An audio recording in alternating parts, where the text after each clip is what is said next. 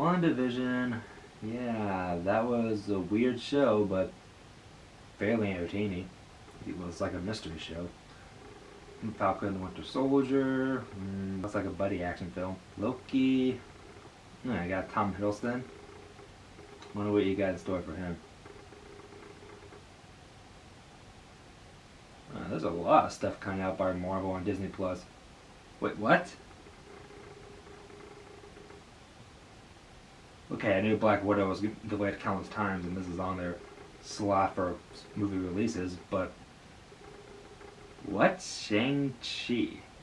Or Shang-Chi? Yeah, let me go deeper. Oh, he has a connection with the Mandarin. But wait, wasn't that fake actor that was acting like he was the Mandarin from Iron Man 3, but the guy in the suit was? Oh, they retconned it.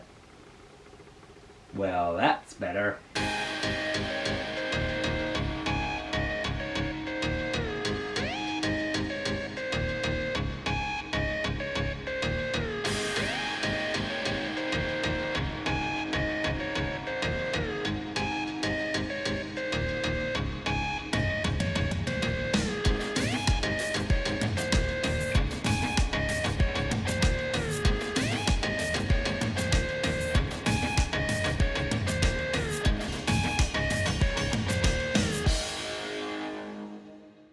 You know, Marvel, our fourth phase of the MCU is kind of going off to a bad start with everything in the world.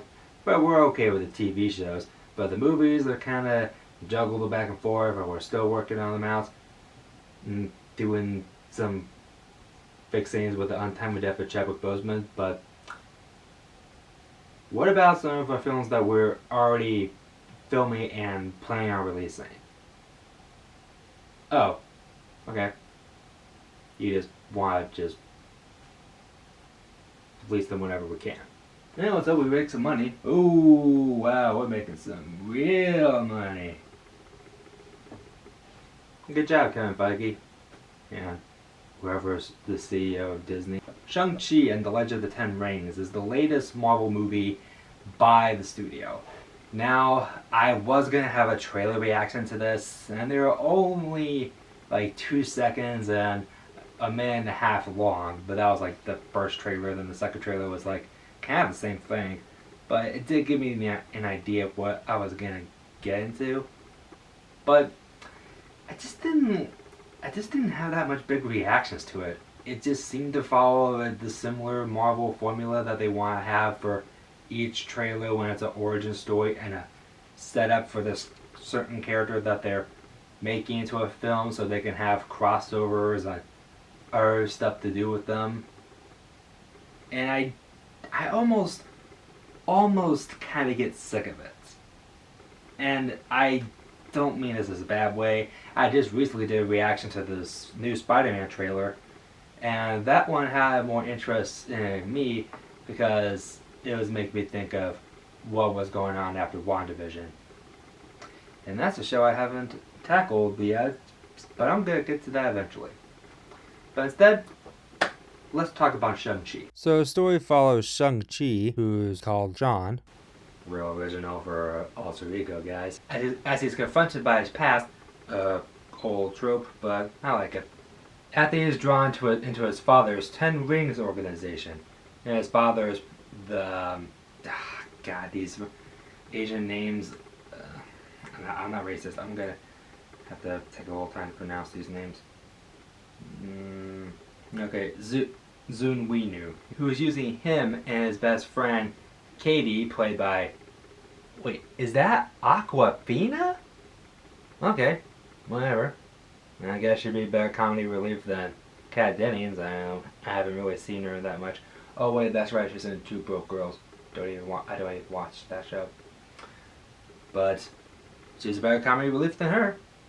Or as good. Nah, she's probably better. As Shang-Chi discovers that his dad only brought him and his sister to, who is, yeah, that I don't have time to pronounce these names, that they have to team up but they don't want to team up with him because he's using the Ten Rings to get to their dead mother and bring her back through this barrier that is keeping her. But there is a little twist. Yeah, it's kind of like a little standard and kind of repetitive, but I don't feel like I'm feeling cheated over this. And yeah, there is also something I want to bring up, and that is the Mandarin. Now, for those who haven't followed the MCU or are just new and this is your first introduction to it, or very first or few introductions to it, I'm just going to have the spoiler bar up. And here's the spoiler. 3, 2, 1. Shang-Chi's father is the Mandarin. Yeah, it's not that Aldrich Killian who acted like he was the Mandarin from Iron Man 3.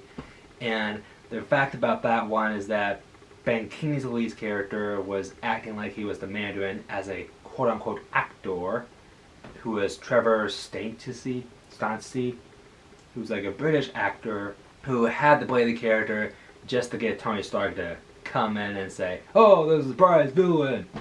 The father is not just a one-dimensional baddie. He's got depth, he's got a bit of character. You do see him interact with his son and daughter for the flashbacks, and then not that badly put together by the director, and he was the writer. Is he yeah, I guess he's an Asian American. Oh wait, no, he's from Hawaii. Oh, he also created Just Mercy. That's a film that I really like, and I'm gonna have to do a review on. But since they are making this a kung fu movie, you expect them to have all the typical things you would expect to see from a kung fu movie, but in a Marvel film. So it doesn't feel like it's being old and new, but adding the kung fu elements into the MCU does make it new for the franchise. Maybe you've already seen the African American culture and the fictional land of Wakanda, and that looked like something that was always in American, African, and that's something that's always been in African culture before it was brought to America, and it's pretty cool to see that in the MCU. But yeah, they had to role reverse or retcon the Mandarin character because there was a short film in, I think it was an Iron Man 3's DVD Blu-ray, and it was called Marvel One Shot All Hail the King, where it's implied that there's going to be the actual Mandarin, and it's not Trevor Stacey that's put in jail. In fact, they actually explain that he got out of jail and he met this little weird looking winged beast that's like a furry with no face. And that's kind of weird. Like, to me, I thought that was like a weird addition to put in the film. Like, it's not even the trailers or the TV spots. It was oddly enough in the merchandising, and I thought, did they forget to give this creature a face? I mean, what's going on? But after a few research, that's what the little critter is like. Its name is Morris, and it's a Houdin or Hundun in China. It's like it's a legendary faceless being in their mythology. And as a guy who just loves dragons, I thought that was pretty interesting to have in a martial arts or Chinese-based movie. And that's makes me want to know more about Chinese culture. Like, yes, I watch anime, but I never watch anime that has little critters like that. And it does have personality. Like, like Trevor does understand him, and that's like Chewbacca and the Groot and any other buddy creature duo that makes the human character understand the creature. I thought that was pretty cute and clever. And there are so many visual wonders in it. for example, like the looks of China, and the fight scenes are not really chopped up. The director knows how to frame an action sequence, and they're mostly in wide shots. And yeah, you'll track them. They get a little bit of a shaky cam, but there's weirdly not that much. And action does have some shaky cam, but not a whole lot if they use it to the extent and use it all the time, and it gets annoying. But at least sometimes you have to do it a little bit to help you as the creator and filmmaker to make and the filmmaker and the moviegoer watcher to make it out. That's the whole point. But it's still fun. But it's still a fun movie, and I really like how this is very familiar what they're doing with the Marvel formula for just characters that are introduced that have stories of their past and have to confront them. And yeah, I think they kind of done that before, but yeah, I think they did that in Black Widow.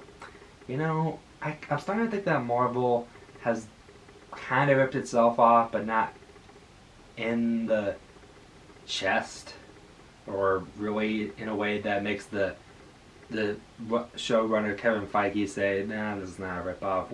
It feels a little fresh. We got some things in here, and the whole theme is family. Because why not be like Fast and Furious by saying that? But I thought it was kind of cool. It's cool to see that in there. So yeah, I had a fun time watching Shang-Chi. It was like this was like the second or fourth. No, wait. King Kong vs. Godzilla was in 3D. And Raya, Free Guy, Black Widow, and my fifth time seeing a 3D movie. I've seen 5. Oh, in my thumbnail is a good question, because I always have this question while I watch a 3D movie whenever I see an ad, and I go, was this really worth watching in 3D? And I had to say yes, because yeah, the trailer does show that there's the 10 rings coming out of the guy's wrist and punching people, throwing all over the place, and another weapon that kind of goes high poppy, but not all the way, and everything else looks pretty cool in 3D. So it was worth it, and I don't know if there's 3D TVs and 3D Blu-rays still. I'm pretty sure they still make them, because I've read an article about it not too long ago. Sorry about that.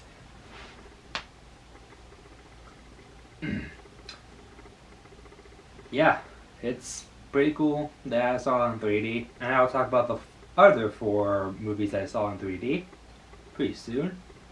I'm gonna give Shang-Chi 4.5 out of 5 stars. If anybody has a phone or computer, because I pretty much doubt you have, check out my Letterboxd account. There's a link down in the description below, and it has some of my ratings and reviews and logs. There's so much I have on there, and it's kind of like another way of me putting an utter expansion of my reviews that I put on my YouTube channel. So stick around, please subscribe, put a like if you want to, or if you gotta, and I'll see you all next time.